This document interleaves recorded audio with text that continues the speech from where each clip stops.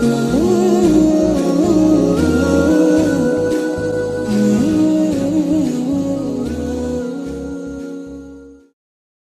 আপনাদের কাছে আমার একটা প্রশ্ন, মহিলাদেরকে পর্দা করা লাগবে, এই পর্দার বিধানটা কার? আওয়াজ দিয়ে বলেন। আল্লাহর বিধান হলো মহিলারা পর্দা করা। এই পর্দা করার অর্থ কিন্তু এই নয় পুরো শরীর ঢাকলেন, চেহারা ঢাকলেন না। তো আর আপনার পর্দা করা কি দরকার? যদি বলেন পুরো শরীর আমি ঢাকলাম, চেহারা ঢাকবো না, তাহলে এই জাতীয় পর্দা করারও কোনো দরকার নাই।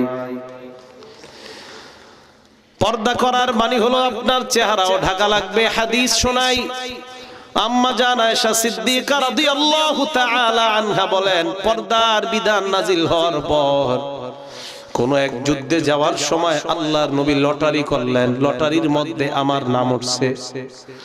আম্মা জান আয়েশা বলেন, নবীর সাথে আমি যুদ্ধে বের হলাম। পালকি, পালকির নাম শুনেন না আপনারা? আম্মা জান আয়েশা ছোট্ট একটা ঘরের মতো, এটার মধ্যে ওনারে বসায়া দিতেন, আর ওইটা উটের উপরে রাখতো, সাহাবারা উটটাকে সামনে নিয়ে যাইতেন। তো নিয়ম অনুযায়ী ওনারে ওইভাবেই নিয়ে যাইতেছে। যুদ্ধের ময়দানে গেছে, যাওয়ার পর উনি বলেন, যখন যুদ্ধের ময়দান থেকে ফিরে আসতেছি, ফিরে আসার সময় এক জায়গায় যাত্রা বিরতি দিলাম। যাত্রা বিরতি দেওয়ার পর ওই জায়গায় আমার একটু ইস্তেঞ্জার হাজত হয়েছে, আমি বের হইলাম। বের হওয়ার পর আমার হাজত সারলাম, সারার পর আমি আবার আমার পালকিতে চলে আসছি। পালকির ভিতরে বসার পর আমি গলায় হাত দিয়ে দেখলাম, ইনকাতা ইকদুন লি, আমার গলার হাতটা হারিয়ে গেছে। চিন্তা করলাম, হাতটা কোথায় হারাইলো? মনে পড়লো আমি যেখানে হাজত সারতে গেছি, মনে হয় ওই জায়গায় আমার গলার হাতটা পড়ে গেছে। বুখারী শরীফের বর্ণনা। আম্মা জান আয়েশা বলেন, আমি পালকি থেকে চুপে চুপে নাইমা আবার ওই জায়গায় হাত তালাশ করতে গেলাম। বুঝছেন? সাহাবারা আসছে, আসার পর পালকি উটের উপরে উঠাইছে, পালকির ভিতরে আম্মা জান আছে। জোরে বলেন। পালকিটা উটের উপর উঠানোর পর উট রওনা করছে, আম্মা জান কিন্তু পালকিতে নাই। সাহাবারা বুঝতেও পারে নাই। কেন বুঝে নাই জানেননি? আম্মা জান আয়েশা বলেন, আমি এত পাতলা ছিলাম, আমি ভিতরে আছি না নাই এটা সাহাবারা বুঝতে পারতো না। এত পাতলা আমি ছিলাম, ভিতরে না থাকলেও তারা মনে করতো আমি মনে হয় ভিতরেই আছি। খুব পাতলা ছিলাম। আমি আমার হাতটা পেয়ে গেলাম। হাত পাওয়ার পর আমি আমার জায়গায় আসলাম। আসার পর দেখি সব সাহাবা এবং নবী সবাই চলে গেছে, কারণ তাদের ধারণা আমি পালকির ভিতরেই আছি। আম্মা জান আয়েশা বলেন, আমি চিন্তা করলাম আল্লাহর নবী যখন দেখবে আমি পালকির মধ্যে নাই, সাহাবা পাঠাইবে আমাকে নেওয়ার জন্য। আম্মা জান আয়েশা বলেন, আমি সাথে সাথে ওই জায়গায় বসে গেলাম। বসার পর আমার ঘুম আসছে, আমি ঘুমায়া গেলাম। ঘুমায়া যাওয়ার পর একজন নবীর সাহাবা সফওয়ান রাদিয়াল্লাহু তাআলা, উনি তখনও মদিনায় যায় নাই। উনি রওনা করলেন ভোরের বেলা। রওনা করার পর যাইতে যাইতে দেখে একজন মানুষের ছায়া দেখা যায়, ওই মানুষটা শুয়ে শুয়ে ঘুমাইতেছে। হযরত সফওয়ান তার দিকে তাকায়া দেখে এটা তো অন্য কেউ নয়, উনি হলেন আম্মা জান আয়েশা রাদিয়াল্লাহু তাআলা আনহা। আম্মা জান আয়েশা বলেন, এ দুনিয়ার মানুষ তোমরা প্রশ্ন করতে পারো আম্মা জানকে হযরত সফওয়ান কিভাবে চিনতে পারলেন? আম্মা জান আয়েশা বলেন, পর্দার বিধান নাজিল হওয়ার আগে সফওয়ান আমাকে দেখছিল, এই কারণে আমারে চিনতে পারছে। দেখার পর সাথে সাথে সফওয়ান পড়লো, ইন্না লিল্লাহি ওয়া ইন্না ইলাইহি রাজিউন। হযরত সফওয়ান আম্মা জান আয়েশাকে দেখে ইন্না লিল্লাহ পড়লেন। আম্মা জান আয়েশা বলেন, ইন্না লিল্লাহর আওয়াজে আমার ঘুম ভেঙে যায়। আমি ঘুম থেকে ওঠার পর সাথে সাথে আমার মুখ আমি ঢেকে নিলাম। এর মানে কি বোঝা যায়? আম্মা জান বলেন, পর্দার বিধান নাজিলের আগে সফওয়ান আমাকে দেখছে, এখন তো পর্দার বিধান নাজিল হয়ে গেছে। যেই মাত্র সফওয়ানকে আমি দেখলাম, সাথে সাথে আমি আমার চেহারা ঢেকে নিলাম। আপনাদের কাছে জানতে চাই, চেহারায় যদি পর্দা করা না লাগে, আম্মা জান কেন তার চেহারা ঢাকলেন? এবার আপনারা বলেন, চেহারা ঢাকা লাগবে কি লাগবে না? আম্মা জান আয়েশা যখন মুখ ঢাকলেন, ঢাকার পর সফওয়ান ওটটা বিছায়া দিলেন, ওটের উপর আম্মা জান উঠলেন। আম্মা জান আয়েশা বলেন, সফওয়ান ইন্না লিল্লাহ ছাড়া আর কোন শব্দ আমার সামনে উচ্চারণ করে নাই। আমি ওটের উপর উঠলাম, মুনাফিকরা মদিনায় রটনা করে দিল নবীর বিবি আম্মা জান আয়েশা আর সফওয়ানের মধ্যে উল্টা পাল্টা সম্পর্ক আছে। আওয়াজ দিয়া বলেন নাউজুবিল্লাহ। চিন্তা করে নবীর বিবিরও ছাড়ে নাই। কয় কি হইছে? হ্যাঁ, নবীর বিবি আর সফওয়ান চুপে চুপে বিছনে রয়ে গেছে। ঘটনা কি? বুখারী শরীফের বর্ণনা। আম্মা জান আয়েশা বলেন, আমি মদিনায় আসলাম, অসুস্থ হয়ে গেছি আমি মদিনায় এসে। কয় নবীজি আমার সাথে আগে যেরকম আচরণ করতো এখন আর এরকম করে না। কয় কেন? কয় আমি ঘরের মধ্যে অসুস্থ, নবীজি আমারে আগে অসুস্থতার অবস্থায় যে আদর করতেন, মহব্বত করতেন, এখন ঘরে ঢুইকা খালি কয় আসসালামু আলাইকি কাইফা তিকি, আসসালামু আলাইকুম আয়েশা তুমি কেমন আছো, আর কিছু জিগায় না। বুঝছেন? আম্মা জান আয়েশা বলেন, 1 মাস পর্যন্ত আমি অসুস্থ, কিন্তু 1 মাসে আমি কিছুই জানি না মদিনায় যে উল্টা পাল্টা রটনা হইছে। 1 মাস পর্যন্ত মদিনার অলিগলির মধ্যে একটাই চর্চা, নবীর বিবি আর সফওয়ানের মধ্যে উল্টা পাল্টা সম্পর্ক। চিল্লায় অন্তর থেকে বলেন নাউজুবিল্লাহ। এই কথা বলার পর আয়েশা সিদ্দিকা 1 মাস উনি জানে না ওনার ব্যাপারে যে এগুলা চলতেছে, উনি কিছুই জানে না। কয় মাস? 1 মাস। 1 মাস পর একটু বুঝেন আপনারা হাদিসটা। আম্মা জান আয়েশা বলেন, রাতের বেলা আমি ইস্তিনজায় বের হলাম, আমার সাথে আমার খাদেমা, এই খাদেমাকে নিয়ে বের হলাম। খাদেমা শরীরের মধ্যে কাপড় পেঁচায় হঠাৎ পড়ে গেছে, আমি তাকে ধরলাম। সে বলল, মিস্তাহ ধ্বংস হোক, মিস্তাহ ধ্বংস হোক।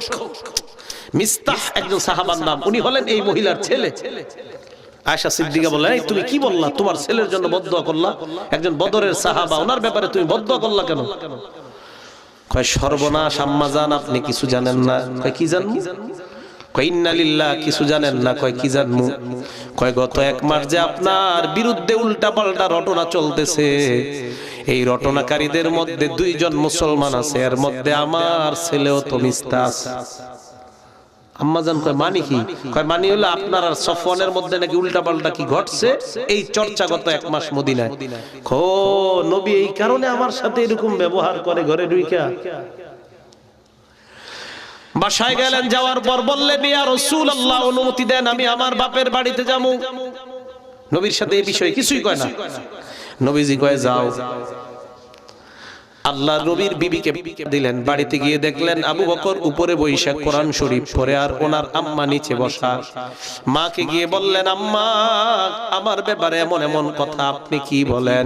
মা জবাব দিলেন, তুমি এমন সুন্দরী মেয়ে, তোমার বিরুদ্ধে শত্রুতা করাটাই স্বাভাবিক ব্যাপার। আবু বকর সিদ্দিককে বললেন, আব্বা আপনার কি অভিমত? আবু বকর সিদ্দিক কয়, মা ধৈর্য ধারণ করো, যাও তুমি ঘরে যাও। আম্মা জান আয়েশা কয়, আমার আব্বার আম্মার ভিতর দেখি কোনো ফিলিংস নাই, এরা ব্যাপারটা কিছুই মনে করে না। আমি ঘরে গেলাম, কান্নাকাটি শুরু করলাম, টানা 2 দিন 2 রাত আমি কানলাম। একটা বারের জন্য খাবার খাই নাই, পানি খাই নাই, নামাজ ছাড়া অন্য কোনো কিছু করি নাই। বুখারীর বর্ণনা, আম্মা জান বলেন, এই 2 দিনে আমি সামান্য পরিমাণও ঘুমাই নাই। আম্মা জান আয়েশা বলেন, আমার ঘরে একটা মহিলা আসছে, আসার পর মহিলাটা কয়, আম্মা জান আপনি কান্দেন কেন? কয় আমি এই কারণে কান্দি। মহিলা কয়, আমিও আপনার লগে কান্দতে আইছি। ওই মহিলা বৈশা বৈশা নবীর বিবি আম্মা জানের সাথে কান্দে। জানেননি কেন? কয় আপনি যে কান্দেন এই জন্য আমিও কান্দি। আচ্ছা আপনাদের কাছে একটা প্রশ্ন আমার, কয় মাস এই ঘটনা হয়ে গেছে? নবীর পেরেশানি, টেনশন। সাহাবাদের কয়েকজনে ডাইকা বলল, তোমরা কি বলো আয়েশার ব্যাপারে? এক সাহাবা বললেন, আপনি এছাড়া আরো অনেক ভালো ভালো বিবি পাবেন, ওরে ছাইরা দিলে কি হবে? বুঝেন? এর মানে 1 মাস পর্যন্ত নবীও কিছু জানতেছে না। নবী না গায়েব জানে? কি জানে? কি জানে? তো গায়েব জানলে জানলো না কা? কয় মাস কষ্ট পাইতেছে নবী? 1 মাস। 1 মাস নবী কষ্ট পাইতেছে। এই গায়েব পন্থীরা কই, দাঁড়ান একজন। নবী না গায়েব জানে, তো 1 মাস কষ্ট পাইতেছে গায়েব জানলে? গায়েব জানে একমাত্র কে? আল্লাহ। আল্লাহর নবী গেলেন আয়েশার বাড়িতে, আয়েশাকে ডাক দিয়ে বললেন, আয়েশা। আয়েশার কাছে যাওয়ার আগে আয়েশার খাদেমাকে ডাক দিয়ে বললেন, ও খাদেমা, আয়েশারে তুমি কেমন জানো বলো? আয়েশা কেমন? খাদেমা কয়, এই আয়েশার মতো এমন মেয়ে দুনিয়ায় হয় না, খালি একটা দোষ আছে। কয় কি দোষ? কয় জানেননি কেমন সহজ সরল। আয়েশা যখন খোলার মধ্যে পিঠা দেয়, ওই পিঠা খোলার মধ্যে দিয়ে ঘুমায়া যায়, কুকুর আসে ছাগল আইসা পিঠা খায়ালায় বলতেও পারে না হুজুর আপনার বিবি এমন সহজ সরল। চিন্তা করেন, কয় খোলায় পিঠা দেয়, পিঠা দিয়ে ঘুমায়া যায়, এত সহজ সরল আয়েশা। আল্লাহর নবী এই কথা শোনার পর আয়েশার কাছে গেলেন, যাওয়ার পর বললেন, আয়েশা তোমার কাছে আমি আসলাম, কিছু কথা জিজ্ঞাসা করতে চাই। আয়েশা বললেন, কি বলবেন বলেন। আয়েশা, যদি কিছু ঘইটা থাকে আল্লাহর কাছে তওবা করো, আল্লাহ তওবা কবুল করবেন। আর যদি কিছু ঘইটা না থাকে আল্লাহ তোমাকে পুত পবিত্র করবেন। আয়েশা তার মা বাবার দিকে তাকায় বললেন, আব্বা আপনি জবাব দেন। মারে বললেন, আম্মা আপনি জবাব দেন। আবু বকর সিদ্দিক কয়, নবীর সামনে আমি কিছু কইতে পারবো না। মা কয়, আমি নবীর সামনে কিছু বলতে পারবো না। আম্মা জান আয়েশা বলেন, তার মানে যা বলার আমারই বলা লাগবে। আল্লাহর নবীকে ডাক দিয়ে বললেন, হাবিব, আমি যদি বলি এই অপরাধ আমি করছি, আমার আল্লাহ জানে আমি করি নাই, তাহলে আপনারা বিশ্বাস করে নিবেন, কারণ আপনাদের অন্তরের মধ্যে আমার ব্যাপারে সন্দেহ আছে। আর যদি বলি আমি এই অপরাধ করি নাই, আপনারা বিশ্বাস করবেন না। ফাসবরুন জামিল, আমি ধৈর্য ধারণ করলাম, আমি আল্লাহর উপর ভরসা করলাম, যা ফয়সালা আমার আল্লাহ করবে, আমি এছাড়া অন্য কিছু আর বলতে পারবো না। আম্মা জান আয়েশা বলেন, আমি দৌড়ে আমার বিছানায় গেলাম, বিছানায় শুয়ে আমি কান্না করতে লাগলাম। আল্লাহ নবী ঘরের বাইরে গেলেন, যেই মাত্র দরজায় গেলেন, আল্লাহ আসমান থেকে আমার পবিত্রতা ঘোষণা করে কোরআনের 10টা আয়াত নাজিল করে দিলেন। আল্লাহর নবী ঘরে আয়েশা কয়, আয়েশা সুসংবাদ গ্রহণ করো। বিবি তো একটু অভিমান করছে। আবু বকর কয়, যাও নবীর সামনে যাও। কয়, আমি ওনার সামনে যাবো না। মা কয়, যাও যাও স্বামীর সামনে যাও। কয়, যাবো না, আমারে বিশ্বাস করে নাই কেন? আয়েশা কয়, আমি আল্লাহ ছাড়া কারো সামনে যাব না। এই যে আয়েশা এই হাদিসের মাধ্যমে কি বুঝাইলেন? পর্দার আয়াত নাজিলের পরের এই ঘটনা। আয়েশা বলেন, পর্দার আয়াত নাজিলের পরে সফওয়ান আমারে দেখা চিনছে, তোমরা কিন্তু সন্দেহ করবা না। এই চিনার অর্থ হলো এই, পর্দার আয়াত নাজিলের আগে সফওয়ান আমাকে দেখছে, পর্দার আয়াত নাজিলের পর দেখার সাথে সাথে আমি আমার চেহারা ঢেকে ফেললাম। তাহলে আপনাদের কাছে প্রশ্ন, পর্দার মধ্যে চেহারা অন্তর্ভুক্ত কিনা? পর্দা করা চেহারার মধ্যে লাগবে কি লাগবে না? আরো জোরে বলেন।